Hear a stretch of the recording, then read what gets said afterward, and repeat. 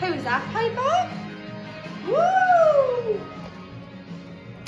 Oh, it's filming day! Right, I'm not being funny, Lauren. Look at that light. Oh, Jesus Christ, give me some of that.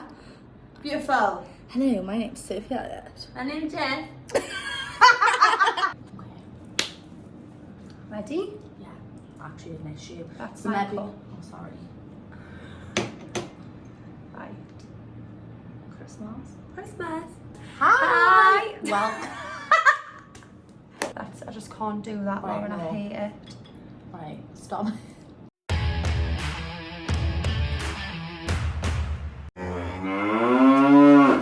We're back, and this time it's all about you. Me. So you've heard my story. I feel far too formal for today. But it's just like this. We came from work. We came straight from work, and when this is kind of debatable. It's like. I think it's lovely. So, anyways, all about your story now. I know. How exciting! Do you know what I've actually Not had? really. I think it is. I've actually had from the last video, and thanks to everyone who like commented and stuff. 'Cause Yeah. it was so nice. He people have said I'm like really excited to hear like your part like from people. Who said that? Few people. Have they? Yeah, I'll tell you all about it. Oh my god. I know. So, where are you gonna kick It makes off? us nervous. I don't even Wow. know. Like, where do I start? Where do Right, we know I can't say, physically I'm not allowed to say too much. Uh-huh. I'm not allowed to name names, I'm not allowed to go into specific details, things like that. It's been a bit like unsettled, hasn't like you've always been like you went through like it was always a bit what would you call it? Mental. Mental. like a bit like a roller coaster. Yeah. Like my upbringing was mainly like situated around like violence basically. That's the only way I can put it. Mm-hmm. And would you say You that's said- like affected you like long term? Yeah, massively, but it's like everything that's happened back then, the air's being cleared now, but I'm paying for it now, Yeah. if that makes sense. Like you come at like I think sometimes like from my experiences again totally different, but you go through something and you don't, sometimes the impact is after years down the line. Like I always remember my auntie saying to me, I don't know how you've turned out the way you have turned out. Like I thought you would turn out like, you know, some people when they grow up and they've had a bad upbringing or whatever, and they either turn out amazing or they turn out to have a really negative life as an adult. Like she thought that's what I was basically gonna have. I've not, like I feel like I've used all of my traumatizing experiences to push us to where I am today. 100%. I think like that's something like we've both have like a connection with together. I feel like we're in school and we were in school together, and obviously when you were going through everything with your dad and I was going through everything on my end, it was like both of us were going through the same sort of thing at the same time, but completely different. Yeah. And the most upsetting thing was at the time no one knew what I was going through. Yeah. Nobody knew what was like, happening at out home. there, like you've not known. No. Like very like hidden. Nobody knew at school, and obviously like you know I was bullied in school for like my weight, because I've always been slim. I've always struggled to keep weight on. I even remember, so when I was 13, 14, I was made to live with my dad, and the way that my dad's shifts were was like he was on night shift all the time. So when I was at school he was at home asleep, and when I was at home he was at work.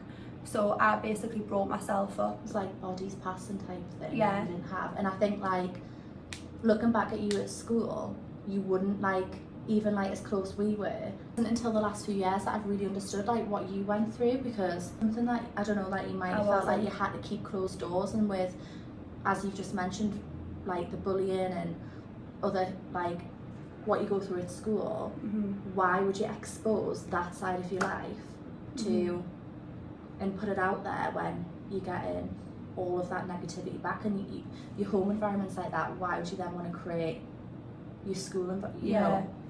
Yeah, well, I think obviously the school knew what I was going through because certain people had to inform the school.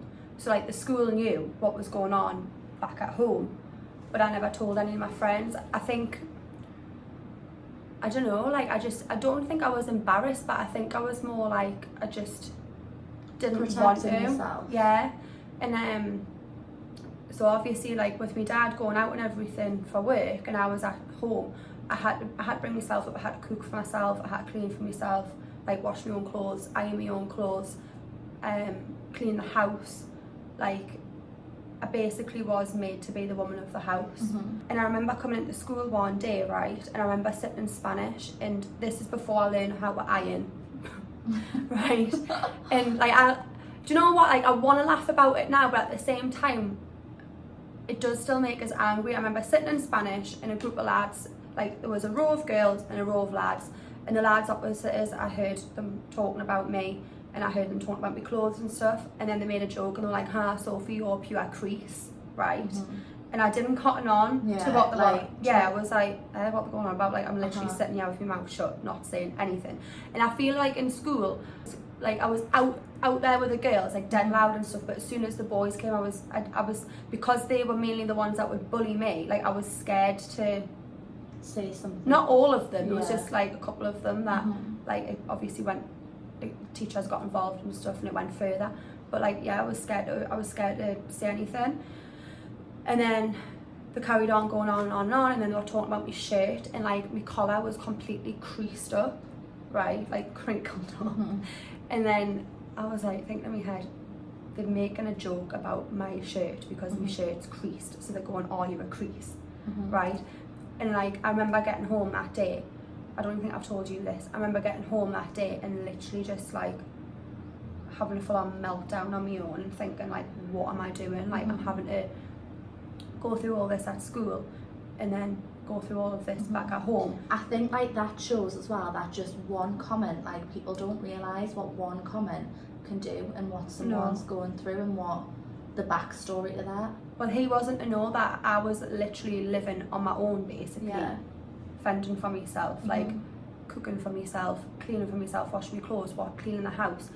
So from that day I was like, right, I'm going to teach myself how to iron, and I did. And I ironed all of my dad's clothes, like for him as well. But like to me, it's like those things hurt us at the time, and I'm not going to lie and say they don't hurt us now, because sometimes I do think about those times, but then I'm like, you can't live in the past, you have to just forget about that. But I don't know, like it just hurts us. And like linking into that, before my mum and dad divorced, my mum had a second brain tumour, and she was in the RVI, and she went in for her scans and everything, and the way my mum's tumour's placed, it's like in the nape of her neck, and they've said that if they go in and take the full tumour out, she'd be left either like completely brain dead, or she wouldn't live at all. So I remember my dad coming home one day and being like he sat us down, had an extension built on the back of the house, and he was like, right, I need to talk to you. We don't think your mum's gonna make it through the surgery. Is this when she was in surgery? This is when she was in the hospital. It's like she was in hospital for 6 weeks in total, I think. And he said, we don't think she's gonna make surgery, blah blah blah. So at the time, like I think I was 9 or 10, I didn't really understand death, and I literally remember it so vividly. I was like, all right, okay. Like obviously I love my mum to pieces, but because I didn't have a clue about death. No concept of it. And had you lost anyone in your life prior to this? Obviously like 9 and 10 is a young age, and it's not something, I think it's not something really openly spoke about, and it isn't until you experience it for the first time that you think you actually get like... Yeah, I'd lost my cat. You know what, it's kind of traumatizing. I know, I remember I got picked up from school for that as well. Molly, she got attacked, viciously attacked. Bless her. I know, I loved her so much. I don't even know why we're having a laugh. It's not even funny. Yeah, I didn't understand. And I remember he gave us this necklace and he said, this is off your mum to like basically remember her by in case she doesn't make it. And that's why I used to wear the necklace every day, and then when I got into dancing. Oh yes. I knew that it was from your mum and it meant something so much, but I didn't know that's how it was given to you and that was the story behind it. Yeah. And your mum's got the same.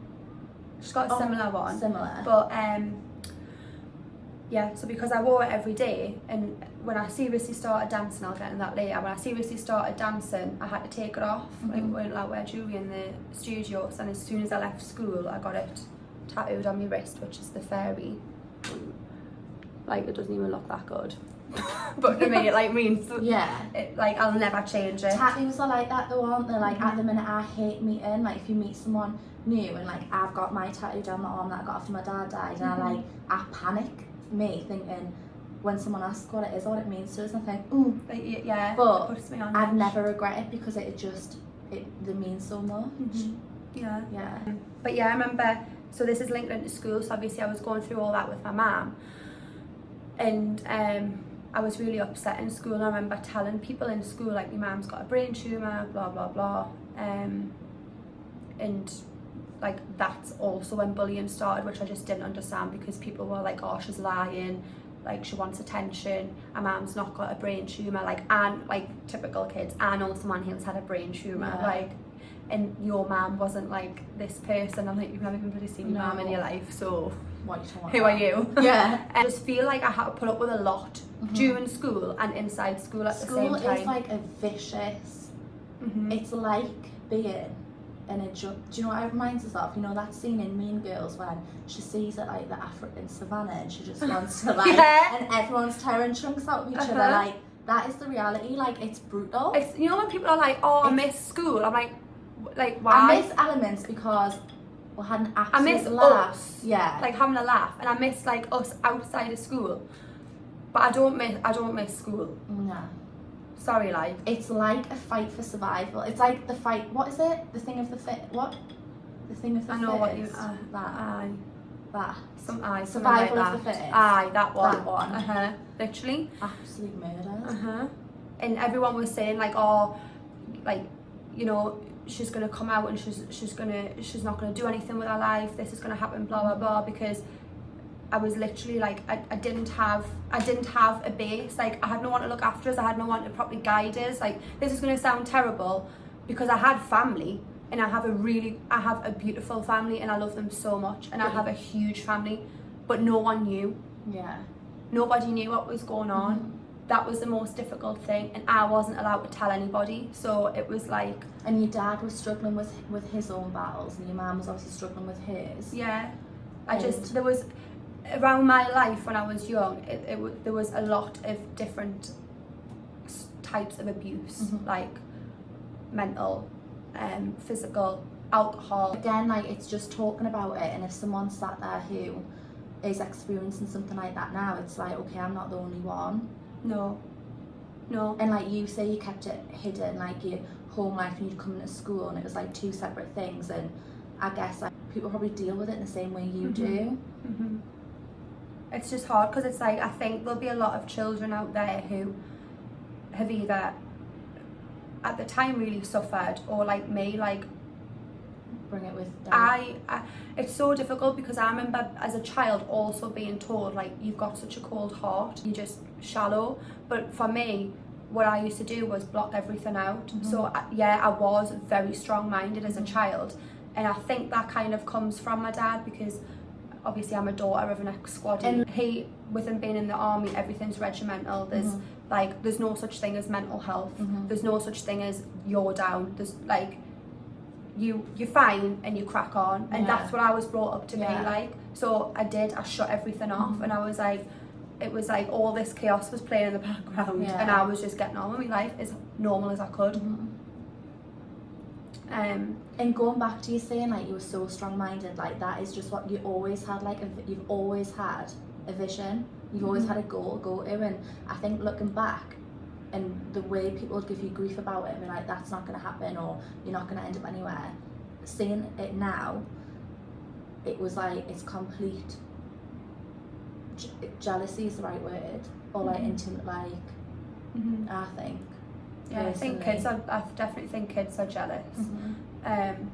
but that obviously leads into my dancing, so I didn't really have a focus. And I remember when I got to Monk's Eaton High School and we had to choose were subjects. I was like, right, I want to dance.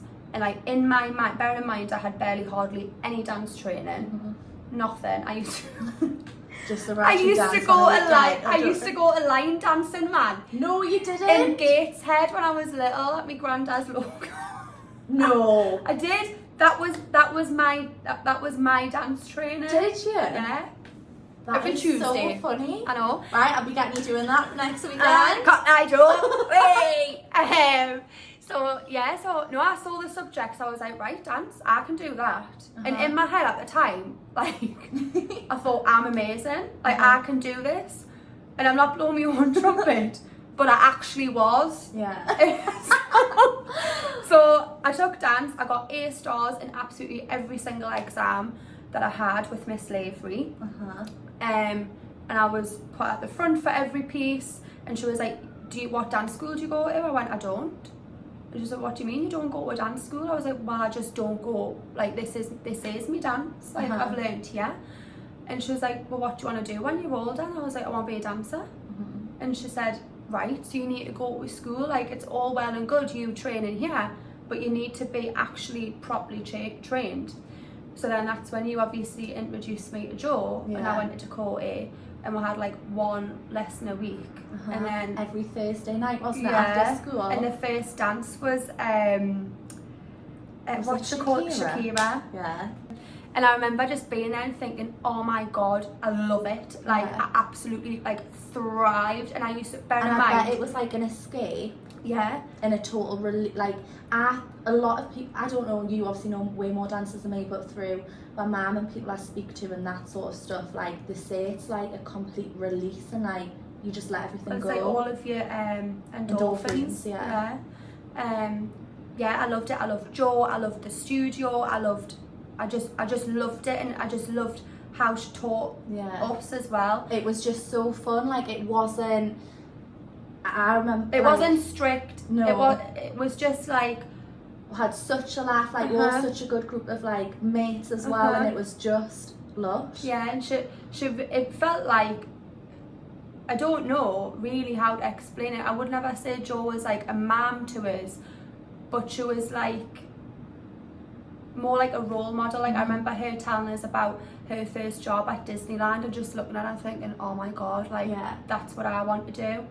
And from that day on, I thought, right, okay, this is my focus. And I couldn't even afford to pay for the classes. Like my mum and dad didn't even pay for us to go to the class because it was like, well, what do you want to dance for? My mum wanted us to go. You said before about having, when you were talking earlier on, and you said about having no one there to guide you, and you were saying, you know, you had your family and stuff. I guess that was like, at that point when you met Jo, was she that figure? Yeah, kind of. It was like, when I went to Dakota, I feel like I'm crying. I need to stop. When I went to Dakota, like I felt like I was going home after school. Yeah. That's how I felt. Yeah, so it wasn't that my mum wanted us to dance, but she couldn't afford the lessons. Yeah. She didn't have any money. And my dad was like, and that was due to your mum, wasn't it, going through a brain tumour and then not being able to get work. Like she can't physically work. You know, like she's the full left side of her body is completely numb. Like she struggles with day-to-day tasks, even picking up a cup for her in her left hand. She couldn't feel that cup, and if that cup had tea in, she'd most probably drop it because it's so heavy, but she can't feel it. Like the brain tumour has completely killed her nerves on the left side, so no, she couldn't afford to pay for us to go. And my dad had that mindset of, you go to work to earn money, you're not going to earn money by dancing. And again, that'll go back to his background and like the military and stuff. It's like so. Like his mind is just army. So I obviously went to dancing, and then the lessons started to progress, and she started to put more lessons on the timetable, like ballet, jazz, street, hip hop, commercial, musical theatre, and then we slowly had different guest teachers coming in. And Abby came, and like and then that troupe was formed. Yeah, and I remember watching Abby dance, and like the most amazing commercial dancer I've ever seen, even over professionals who are in the industry. And I remember watching her and being like, at first I was jealous because I thought, I want to be like you and I'm not. And then she came in as a teacher and she started teaching me, and that was my next mission. I was like, right, I want to be as good as you. That's something I've always admired about you though, like seriously, and even to this day, like just your mindset is phenomenal. Like it Thank is. you. I feel like I've had good role models, but negative role models, but they've helped us have that mindset. So yeah, like she started the lessons, and then that's how I went more down the commercial route. And I classed myself as a commercial teacher, dancer, sorry. And then I thought, right, I was coming to the end of school. The bullying had slowly started to fizzle out. And you know what the most funny, ironic thing about this is? So, in my last year of school, I moved back in with my mum, and I had a normal-ish life, right? Things had sort of cleared up and... Kind of, yeah. She obviously was cooking every night, like, I had nice clothes, they were nice and ironed, I was bought makeup, I would do my hair, and when I started coming into school looking pretty, that's when the bullying stopped.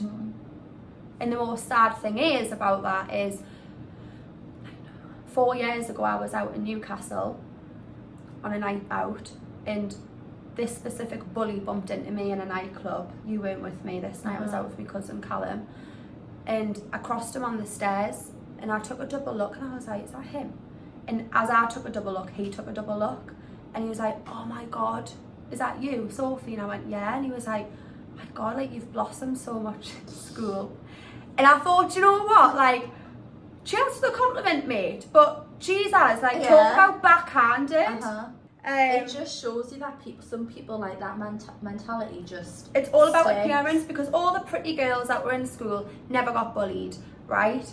And all the girls who looked like they had nothing, or not even not pretty, because that's such a horrible thing to say, but weren't up there with the other girls in all of in like the their makeup eyes. trends with like Drew Matte Mousse smeared on their lips. Yeah, it was or like, what you taught her for, or like, Yeah. it was just such a hostile, horrible environment. Just and, so clicky. yeah, right? and that's why I feel so sorry for kids now, because I'm like, It's got worse. school is so horrible. Much worse, yeah.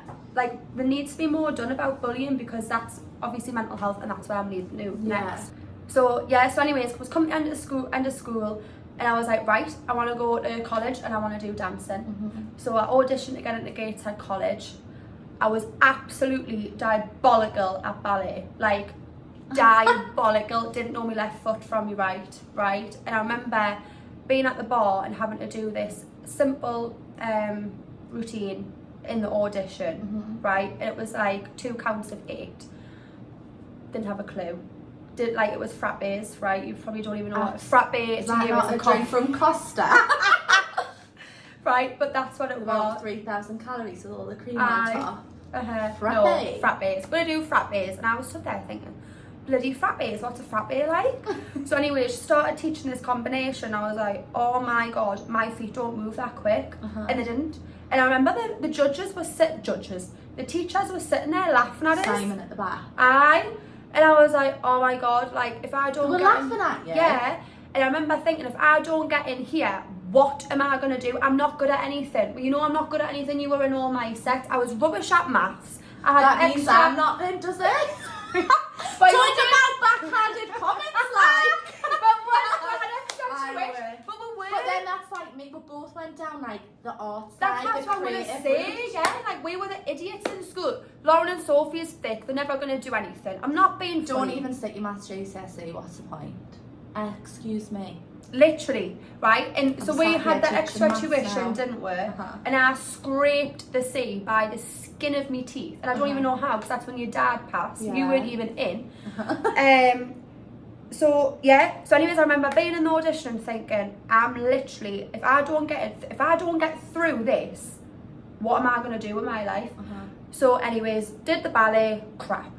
Did the contemporary, I was like, right, I like contemporary, because I'm quite like, I love to feel. But am I right in thinking that dancers, you either like one or the other? Yeah. So went into contemporary, did that, yeah, that was fine. And then he went, right, I want you to freestyle. And I was like, thank God, like this is the part where I can actually be me and show myself. Yeah. So I took my music in, and it was from... What was it? Clocks. No way. It was Clocks. And I took it in because it was my exam dance from Monk Seton High, and I got an A star in it. So I was like, right, if I'm going to smash anything, it's going to be Clocks, right? So I put the music in. Everyone had to wait outside. I did my solo, and I was number 16, right? Did my solo. They were like, that was lovely, thank you so much. Did you choreograph that yourself? I said, yeah, done it myself, done it in school, blah, blah, blah. Anyways, right, thank you very much. Wait outside. Next person came in, right? So then they came out, there was probably about 20 people in the audition, but bearing in mind they weren't just doing this one audition, there was multiple auditions. So I think a handful of the people got in. So they came outside, I remember standing, we all had our numbers on. I thought, oh my God, please, please, please. And I just kept thinking, please number 16, please number 16, please number 16. And mine was the last number that you read out, and I just remember thinking, thank for that. Thank God. Yeah. And I got in the car with my mum, I started crying, I was like, I'm in. And I think she knew the same in her mind, because she even said to us, if you don't get in, what are you going to do? And I was like, well, I don't know, I'm getting in. I knew I was getting in. So you can't say you're getting in. You've always been like, no, like, there's no like, it's very black and white. I went to that audition knowing I'm going here. So anyways, went to the college, did the 2 years, and that's when I met my other close best friend, Faye. And she has been such a huge part of my life. Like, I've struggled quite a lot with remembering things, and this is what's going to lead to what happened yesterday. I struggle with remembering things, a lot of things that I remember through muscle memory. So when I dance, I've got to learn it, but I've got to continuously do the dance over and over and over and over again for it to sink in my body, so that my body naturally moves, because I don't think from my mind to remember the next step. It's so weird. And she really helped me get through that school, and that's when I decided, right, I want to progress, and I want to go down to London. So she was like, right, we'll audition to get into bodywork together. Auditioned, she got in straight away with a dance and drama award, scholarship, the full shebang, and I was offered the foundation course, right? But yeah, I remember thinking, well, my mum couldn't, I'm just going to turn this AC off. My mum couldn't even afford us to go to Dakota, which was like £6 a lesson. How on earth is she going to afford a foundation course, which is £8 grand? And then I've got to pay rent for somewhere to live. I've got obviously bills, and I've got to live. So do you get no funding then when you go and do something like that? So it's totally different from like how uni would work. Yeah. You get nothing. Yeah. So I was like, well, what am I going to do? So I was like, right, I'll go to uni. I'm going to go to uni. I'm going to train as hard as I can that year, and then I'm going to audition again for bodywork. And again, that's like another thing, like you jumping straight back and thinking, no, I'm going to go and do this, because I think you being in like the whole creative industry, I was set on, I'm going to London. I wanted to go to London, the London College of Art, and going to the interview, and they're brutal. Yeah. Absolutely brutal, and not getting in. And I was like, right, that's it. Yeah. I'm not going. Yeah. I'm not going. Like thinking, right, okay, what now? Yeah. No, I was like, I'm going to go to uni. And I got accepted in the university I wanted to go to, but I knew in my head I'm not staying. Like this was the year that I purely focused on my dancing so that I get into bodywork. A little bit of partying. Yeah. There was partying. Like I had plenty of hungover dance lessons the next day. But no, I used it in like some of my lessons in uni I wouldn't even go into, because I was going to the local dance school around the corner. And so my first audition with bodywork, the reason why they wanted to put us on the foundation course was because of my ballet techniques. Shock. And she was like, it's your feet and the way that you stand, like your posture is completely off. So I hammered my ballet lessons throughout my university course. My attendance for uni was diabolical. Like I remember you, like, I'm sure there was like motion, weren't they going to kick you out at one point? Yeah, like I didn't go in. And my mum was like, what are you doing? I was like, I'm going to dance. She was like, you're doing a dance course? I went, Mum, this dance course at university, right, is 4 hours of practical a week. No, and the rest theory. Yeah. Like, no, bodywork are doing 7 hours of dance a day. Yeah. If I want to get into a school that's so prestigious like this, I'm not going to get in off 4 hours of training a week. No. So I hammered my lessons. Like my attendance was rubbish. I didn't go in, and I was going to the local dance school. I was trying to do my essays, failing them because in my math, like, oh, it was just a mess. But anyways, so I was like, right, auditions had started for bodywork. Woke up late in the morning, right? So I had to do my makeup on the train. I woke up as my taxi was outside. So I literally put everything in the bag. You know, when you're already in that mindset, I thought, Sophie, you need to get your act together here because you're running late. Full-blown panic. Full-blown panic. Had no makeup on. Didn't even have time for a shower. You know me. 2 showers a day. Yeah, and each one lasts about an hour and a half. Thank you. Right. So I was in the train thinking, God, like I feel minging, got no makeup on. Like I need to do my hair. I don't even know what was in my bag because I just kind of just like scrumpled everything up and probably plugged all it that in. adrenaline though might have been a good thing because it just would have like you would have just thrown yourself in rather than if you'd got up and took your time. And I know like that'll work for some people, but I think the other way works in weird I ways work better too. under pressure. I do, yeah. So I got there, and again, I could tell that they were just like looking at us. Oh, and she's back. back. I don't know. Do you know what? Because they remembered us. Teresa, she was like, "You came last year." I said, "Yeah, I did." She went, "Why did you not take the foundation course, and why are you back again?" I was honest with her. I said, because my mum can't afford the foundation course. I said, if I'm coming to your school, I need to be on the 3 years. Because I thought, I'm going to be honest, like, I need you to know my circumstances. So she was like, okay. So I did the ballet. I could see they were looking at us and being a bit like, oh God, like, it's still a bit... I was way better because she said, I can see you've improved massively, but I know I wasn't up to her standard at all. Did the jazz audition, and it was my solo, my freestyle that got us in. And she said to me after the freestyle, I didn't know if I was in the school yet because I had to wait for a letter. She said to me, if you're coming to this school, you're my wild card because in my opinion, you're not a strong technical dancer. As in like, you're not technical dancing's ballet, jazz, tap. She said, you're not a technical dancer, you are a commercial dancer through and through. I love that term, wild card. Wild Who card. wouldn't want to be a wild card? I know. Yeah, she was like, you're my wild card. She went, so if I accept you into my school, I expect that you basically put all of your effort into the technical classes. Yeah. So I was like, right, okay. So a couple of weeks later, I was accepted onto the 3-year course, and I was given exactly what Faye had, the full scholarship, the full Dada, everything. So like, I think that again comes down to my mindset. Like I love the law of attraction, and I didn't have that. This time there was no chance for me not getting in the school, and I was getting that scholarship and Dada. It was happening. Yeah. And again, my mum was going, well, what are you going to do if you don't get in because you're borderline being kicked out of university? And I was like, don't worry, I'm going, like, I'm getting in. Was that offer subject to your uni, anything to do with uni or not? Oh, I didn't tell uni. I just didn't go back. Oh, did you not? So it wasn't like you didn't have to pass something at uni to, like, you know, like when you do A-levels and you get like a conditional offer, no, what is that, like an offer before? Yeah. No. You could just, No, I had to do 2 auditions. So like you had 2 rounds. So I had to go and come back and do another audition. But it wasn't dependent on whatever happened in the uni. That was it. No. Yeah. Oh, I was gone. You were off. I was off. I think they called us and they were like, where are you? I went, oh, I'm on a different course. I'm in Cambridge. They were like, well, you could have told me. No, didn't have time. Didn't have time for that. The transition from where that was to Cambridge. Yeah. Yeah, well, that's another thing. Obviously, that was a...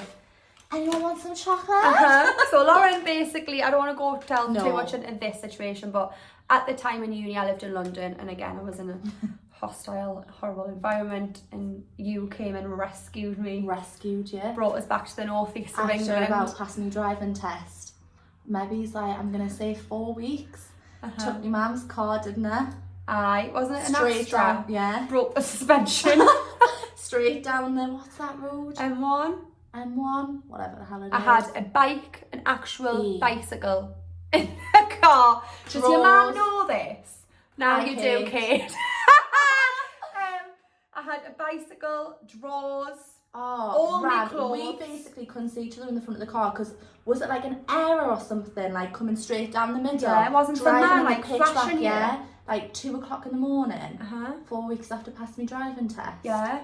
I remember my nana taking us out, right, because I was like, no, I'm going down and helping my friend. And my nana took us out for dinner, tight mouth, and she was like, mind, I don't think this is a really good idea, you know. But well, I think it was the best happened. idea I ever It had, was. because We God got knows stuck. where I would be. I know. So then, yeah, I obviously came back to Newcastle for a while before I went down to bodywork. And it was just kind of like, I don't want to obviously go too much into this, but like in bodywork, that's when my mental health situation started to go down. Mm-hmm. I was obviously in a relationship at the time that didn't benefit me. Mm-hmm. And when you're in a situation at the time, like you don't realise, no. And now I look back and there's no hard feelings there. Like I still see myself as a young lass, really. Like I didn't know right from wrong either. And I just kind of think like it was just an experience. And in a way, I'm grateful I had that experience because it's moulded me to who I am now. And I remember basically one day, and I knew this was the point where I was like, I need to get myself sorted, because I woke up in the morning and I physically couldn't get myself out of bed. And my anxiety was that bad, I was having constant panic attacks. I was overthinking certain things that made us open my old phone, and I was going through previous messages from an old phone, and like my whole mental health was just gone. And another day I got up and I got into ballet. I couldn't tell you what I did that morning. I remember being in that ballet lesson and thinking, I don't even know what I'm doing with this. Like out of body experience type, like I couldn't follow him. Yeah. I couldn't pick up what he was doing. It was basic ballet exercises, like combinations. I couldn't follow him. And I remember breaking down in bodywork one day, and again, no one in bodywork knew. Like I think this is a trait that I have. Like is that something you just left behind though, and it was like you're moving on to this new thing that you've always wanted, so it's like right, fresh start, and you think you can leave everything behind, but you can't. Yeah. It's always going to creep up, isn't it? Yeah. At some point. But obviously no one knew at school and no one knew in bodywork. Like still to this day, nobody knows. Who I trained with, nobody knows. And I remember breaking down, and one of the staff members who was like my mum in bodywork, and I don't physically know how she got me through. She was called Jane. She was like, you need help, you need mental help. Like I think I was borderline being sectioned at one point. And she got a lady in called Louisa, who's still in my life now. And I literally like, I just feel I owe her so much. Like no matter how much I give back to her, it won't be enough. Like she helped me massively. And then I would have my counselling sessions with her every Tuesday evening. She encouraged us to go to the doctors, and that's when I got diagnosed with anxiety and depression, and I got put on antidepressants. And I remember being on the antidepressants and cycling from the school back to the house I was living at, and I came off my bike. I crashed my bike because they were literally making us like just zone out completely. Like I didn't feel like me. And it's been basically like since then my mental health's been up and down constantly, and I've been getting flashbacks from my childhood. Some days I'd be up, some days I'd be down. Like panic attacks were regular, like daily. And it would be patterns. Like I'd go through the phase at bodywork for a year or so, and then I'd be fine. And then something else would happen and trigger it off, and I'd be fine. And it was towards the end of bodywork, I was coming out of that phase, and I was becoming more confident again and feeling more like myself. I'm so grateful for bodywork and the training it gives us. And I wanted to be a dancer, that's what I wanted to be. But the dance industry, and with my mental health at the time, I remember sitting down with myself once my mind was clear and having a conversation and thinking, is this really what you want to do with your future?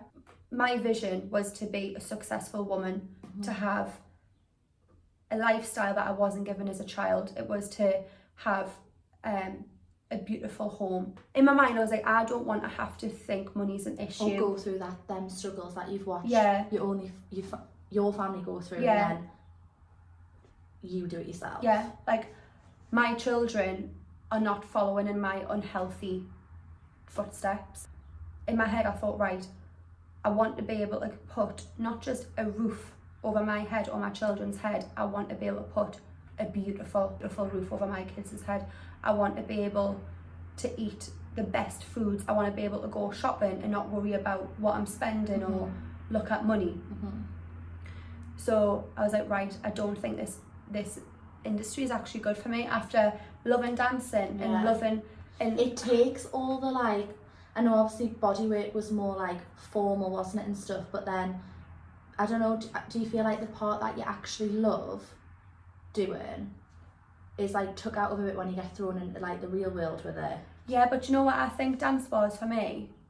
Was a focus to make me a strong person. Yeah. I was meant to dance, not to have a career. Dance saved my life. Because as soon as I went into the studio, everything that's ever happened to me and everything that was happening to me at that time was forgotten about until that day. That's the day that I thought, the fact that you now can't pick up a basic ballet combination because you're so anxious and you've got intrusive thoughts and you're overthinking. That was a day where I thought, wow, this really is the lowest part of my life right now, because not even the thing that I love is taking my mind off everything that's ever happened to us. So I was like, right, okay, I'm gonna go to Dubai. And everyone was like, what? I was like, I know. Like everyone was like, what are you gonna do in Dubai? Yeah. And I was like, I don't know, but I'm going to Dubai. I just remember like totally not even believing you until we were sat with all your clothes and bin Yeah, bags. no one believed us. Going to the where we will go then, like to go and take your clothes off to all these places, weren't we? Can you remember? Yeah. And thinking, and then having a meltdown in your street because you were flying the next day. Yeah. Everyone was like, well, what are you gonna do in Dubai? I was like, I don't know, I'm going to Dubai, I'm gonna make an amazing life for myself. So I found a job teaching and made me CV, got the interview, went to the Pullman Hotel in London, did the interview, found out I had the job, and then 3 months later I was flew out. That job for me was just basically a stopgap for me to get to where I am now. But that stopgap was probably, again, it was comparable to that time in bodywork. It was the lowest part of my life. Although I was here doing what I wanted to do, I can just remember, not because of the job or anything, it was my mental health again. I was constantly up and down again. It was so bad. There was some days where I thought I can't physically get up in the morning. I felt like I didn't want to be alive anymore. Like there was some days I'd be driving down the road and I'd just think, oh my God, like, what am I doing? I don't even want to be here. Like, not in this country, like living. I didn't want to live. There was one night that I was having all of these flashbacks from being little and things that I've seen and everything. And I just broke down. It was like 1:30 in the morning, like literally crumbled. And I was like, if I don't get help now, I'm not going to live anymore. I know I'm not. And that's when my therapy started again. I got sent to a psychiatrist. And for me, it's like, it's so important that people know to speak out and to go and speak to someone. Like, you're not weak, you're not failing, you're not wrong for going to speak to someone. You're not being dramatic. No, you're not. Because I think that's thrown out there a lot. Oh, I was told all the time, you're attention seeking, you're being dramatic, what's wrong with you? Like, there's people in worse positions than you. And them to tell someone that sort of thing while they're literally borderline, you know, this person doesn't even want to live anymore. Like, you're giving them another reason to feel like why they don't want to live. That's really how I felt. And this lady helped us at the hospital. She was a psychiatrist, and again I was put on antidepressants. This was 2019. Like, I will never forget 2019 because it's up there with 2016, 2019, when I was in bodywork, when I was here, both the worst years of my life, like the lowest parts. And I remember just thinking to myself, after all the therapy and the antidepressants, and I slowly weaned myself off, what do you actually want from life? And I remember being in the shower. Obviously, I'm a huge believer in the law of attraction. I think what you put out is what you get back. And at the time, although I was suffering mentally, I was putting out negative vibrations. the universe can't deliver back to you anything positive if you're putting out a negative vibration, because it's literally what you put out, bounces back to you. It's a parallel universe. So I remember thinking, right, I thought I was coming out here and I was going to be have this amazing life and have all this money. I didn't. I was in a huge amount of debt because I decided to do another university course while I was here, like a distant university course while I was here. I was up to my eyeballs in debt. We were stuck in a 1-bedroom apartment. I was freaking struggling hugely with my mental health. And I just remember standing in the shower thinking, you came out here for a reason. What are you doing? Yeah. Like a turning point. So I thought, right. Maybe it's when you're in water, because my turning point was in the hot tub and yours in the shower. Aye, maybe. Yeah. There you go. Next time I want to manifest something, I'll get a hot tub. So yeah, I remember the year before I met my friend Ahmed. And I remember when I first met him, he was telling us he was in real estate and he was earning all this money. And you know, when you hear all this, like obviously I was like, ding. But at the same time, I thought, are you really? Yeah. Like I didn't, like, you'll watch this and you probably laugh at us. I thought, don't know. So anyways, the more I met Ahmed, introduced him to Jordan and everything, and we all got talking, and I was seeing Ahmed's life and what he had built for himself. Yeah, Ahmed's story is amazing. He's built himself up massively to having his own brokerage in Dubai, you know, like selling houses worth millions and millions and millions of pounds. And I remember just thinking, I want to do what Ahmed does. So in the shower, I thought to myself, right, Ahmed is going to ask me to join his brokerage. That doesn't exist. Ahmed did not have a brokerage at this time. He was employed by another brokerage. He's going to ask me to join his brokerage. And there was one part of this I thought, you're being ridiculous, because he doesn't even have one. But there was this strong part was like, no, it's going to happen. Yeah. This was summer of 2019, right? Christmas of 2019, when I finally was coming out of the bad phase, he rang me one day. He was like, I want to meet you for a coffee. Come and meet at Costa at Mall of the Emirates. So I was like, right, okay. Didn't have a clue what we're going to meet for, just thought we're going for catch up. So I went to Costa and he went, right, I'm opening my own brokerage and I would love you to come and join. And obviously in my head I couldn't tell him what had happened in the shower, because I thought this guy is going to think I'm a lunatic. But I thought, right, stay calm. And I was like, I'd absolutely love to. Like, snapped it up straight away. Such a right time. Yeah, but I was like, but I'm still employed and I can't yet. I need to wait until I'm financially stable. COVID hit, and COVID was a really good thing for me because it managed to get us that financially stable point. And I did all of 2020, and I rang him at the end of 2020 and I said, I want to join the brokerage. I'm handing my notice in. I'm coming to join. That's great. I left, and within a matter of weeks I did my first sale, which basically set me up and got me to where I am now, and I've not looked back since. And at the beginning of this year got promoted to senior investment managers of the brokerage. And now I'm here living my life, which I visioned when I was in bodywork. Like, I'm not a materialistic person, but I don't want materials. I want to make memories, and I want a good foundation of a home.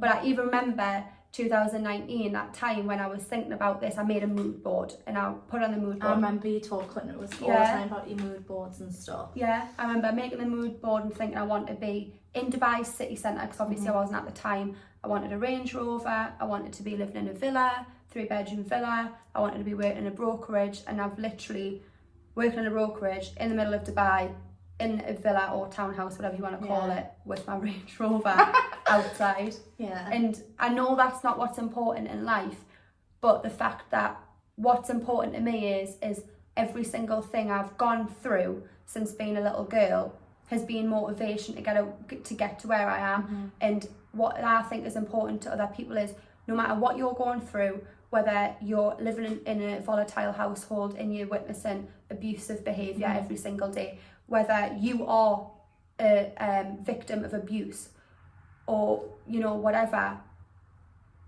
you can take two routes. You can really let it get you down, which I did sometimes. And it's not just going to be a straight path, is it? Like, I'm going to go this way, I'm going to go that way. No. And that's why speaking out's so important. Yeah, it's so important. Like, I didn't get to where I am today without antidepressants, without thinking I was going to be sectioned at one point. Yesterday I was finally diagnosed with ADHD. I think what made us go and get it diagnosed is I have slowly started to struggle, not mentally, but like day-to-day tasks. Like, I found it hard to focus, like I zone out quite a lot, very snappy, and I can be very argumentative at times. And it was more like I came to the point of being like, do you know what, I can't physically do this anymore with myself. Like, I don't want to live this life anymore with myself. I'm doing my own head in. Basically, I was just doing my own head in. And you question it all the time, like the amount of phone calls where you'd have and you're like, is this normal? Am I doing Am I wrong? Yeah. And like you say that so much. Yeah, am I wrong? Yeah. And it's because I don't want to blame anybody else. I would prefer to blame myself. I went and did all of the exams and assessments and sat there and spoke and literally brought everything back up from the past again. And after all of my exams, she sat there yesterday and she was like, you do have ADHD. There's a scale, number 10 obviously being normal, no one, you don't have it, and number -10 is severe, and I'm -4. So she's like, you're not severe, but you're not okay, like you need help.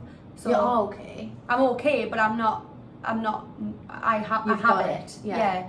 So she was like, this is where your counselling starts. So I'm now going on another journey of counselling again, to praise the counsellors and the therapists, because I've had a stint of therapy, and just got to be done sometimes. It does. It has to. And be I think done. some people think it's like such a scary thing, or it sounds like you've got a therapist or you're going to therapy. Like, what? But yeah, it's not. It's not. It's you have to get help if you need it, and you have to understand you're not alone. Like, there's hundreds of people out there that's going through the same thing as you. You can reach out to people even if you don't know them. Yeah, and some people think talking to someone, when I went through therapy, I was like sat in a room with a random person thinking, I was kind of thinking, why does she want to listen to what I've got to say? Even though it's their job and they're there. But I remember coming to the end of mine and thinking, I don't want to leave. I sometimes get like that. Yeah. And sometimes I go in and I just break down crying. It's the best. And I've not even said a word. Yeah. And they're like, just let it out. Yeah. And so I'll be like, yeah. are you okay? Are you done? I'm like, yeah. Yeah, now I can talk. Yeah. Now I'll have me cry. The only thing I would say is if you are living in that sort of household, if you're experiencing abusive behaviour, if you're a victim of abusive behaviour, or you're watching it, whatever it is, like we said earlier, you can go down two routes. You can. It is okay to not be okay. It is okay to have your moments where you just physically can't do it anymore, and you break down and you cry and you feel like you can't cope. And for me, like, and I don't know, sometimes, like, I understand now you've got to go through that point to build yourself back up. Yeah, that for me was, I would have my lows, I'd be like, right, I'm going to do this. And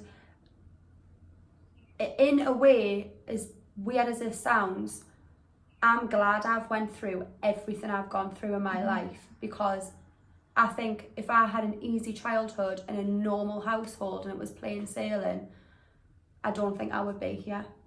I think I'd settle for normal. I really do. Yeah. And so I'm glad. I truly believe everything I've experienced was meant to happen. Every single person who has put me in that position, they were meant to be in my life. Yeah. Unfortunately, but they were meant to be, and I'm grateful for that.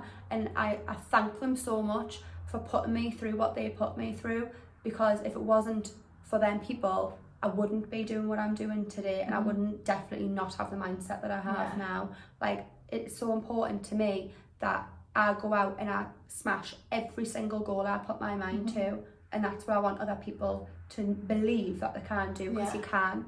But on the other side as well, if you're someone who's watching someone with mental health illnesses, you have to educate yourself as well, because I've been around people who don't get it, and that makes me 10 times worse. If you don't understand me and you don't get me, I don't want you around us.